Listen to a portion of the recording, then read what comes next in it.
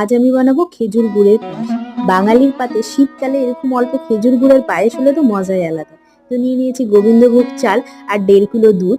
দুধের মধ্যে চালটাকে ধুয়ে আমি দিয়ে দিব আর নাড়তে থাকবো যতক্ষণ না চালটা সিদ্ধ হয়ে যায়। দুধ ফুটে আসলেই এর মধ্যে আমি দিয়ে দিব 5 থেকে 6 টেবিল স্পুন চিনি। আর তার আগে আমি অ্যাড করব থেতো করা 2টো এলাচ আর 2টো তেজপাতা। দিয়ে আমি দুধটাকে নাড়তে থাকবো যতক্ষণ না চিনিটা মেল্ট হয়ে যায়। মেল্ট হয়ে গেলেই আমি নামানোর আগে দিয়ে দিব ঘি। ঘিটা দিয়েই আমি গ্যাসটা বন্ধ করে 200 গ্রাম খেজুরের গুড় ব্যবহার করব।